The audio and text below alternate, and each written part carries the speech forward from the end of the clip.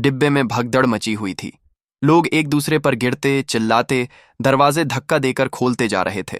लेकिन ट्रेन तो रुकी हुई थी और बाहर सिर्फ बर्फ और अंधेरा। हम तीनों किसी तरह एक कोने तक पहुंचे।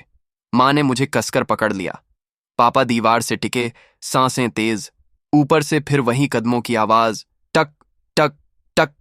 इस बार पहले से धीमी, मगर और भी भारी, जैसे कोई बहुत बड़ा, बहुत भारी चीज धीरे धीरे चल रही हो। माँ फुसफुसाई। पुराने जमाने में दादी कहती थीं, वो चीज जब करीब आती है तो उसके कदम धीमे हो जाते हैं। वो अपने शिकार को देखती है, सुनती है। इससे पहले कि माँ की बात खत्म होती, ऊपर धातु पर कुछ घिसटने की आवाज आई। खस, खस। सबकी सांसें रुक गईं। यह आवाज इतनी तेज थी कि हमें लगा छत किसी भी पल फटकर गिर जाएगी। तभी अचानक ऊपर से एक लंबी हड्डीनुमा उंगली बर्फ के बीच फिसलते हुए आई और खिड़की के शीशे पर धीरे से ठक ठक करने लगी। टक टक। पूरा डिब्बा मौत जैसी खामोशी में बदल गया। डोंगजी 2 कदम पीछे हट गया। उसका चेहरा राख जैसा था। वह बुदबुदाया, ये वही है जिसने मेरे माता पिता को मारा। माँ ने फौरन उसका मुंह दबा दिया।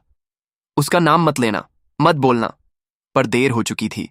खिड़की के बाहर जो साया था वह अचानक रुक गया, जैसे उसने सुन लिया हो। फिर धीरे धीरे वह खिड़की के पास झुकने लगा। इतना बड़ा कि हमारा डब्बा जैसे किसी छोटे डब्बे जैसा लगे। कांच के पीछे 2 चमकती लाल सी आंखें दिखीं। उन आंखों में इंसानियत नहीं थी, बस भूख और पहचान। पापा फुसफुसाए, भागो दूसरे डिब्बे में। लेकिन उसी वक्त धड़ाम, खिड़की पर भीषण चोट पड़ी। कांच में तुरंत दरारें फैल गईं। लोग चीख पड़े। टोंगजी सबसे पास था। वह दरवाजे की तरफ भागा, लेकिन दरवाजा भीड़ के कारण नहीं खुला। साया दूसरी बार कांच पर पड़ा। धड़ाम! पूरा फ्रेम हिल गया। अब कांच बस एक और चोट से टूटने वाला था। पापा ने मुझे गोद में उठाया। नीचे बैठो, नीचे। हम नीचे झुक गए। डिब्बे में लोग अब रो रहे थे। कुछ प्रार्थना कर रहे थे, कुछ पागलों की तरह दरवाजे को धक्का दे रहे थे।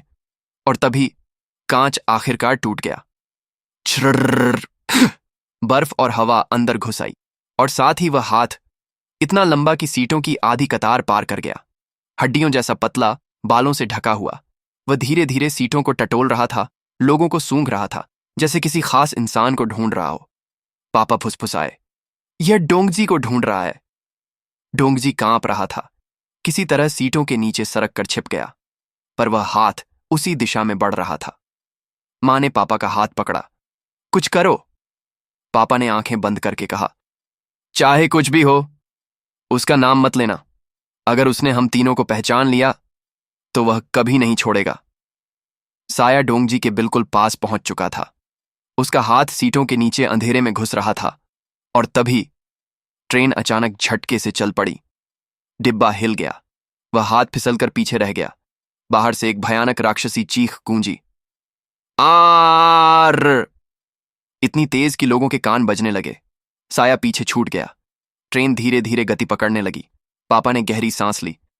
हम शायद बच गए। लेकिन तभी ट्रेन की छत पर फिर से कदमों की आवाज आई। टक टक टक। माँ ने कांपते हुए पापा का हाथ पकड़ा। ये ट्रेन के साथ साथ दौड़ रहा है। पापा का चेहरा डर से जड़ हो गया। नहीं, ये ट्रेन पर बैठा हुआ है।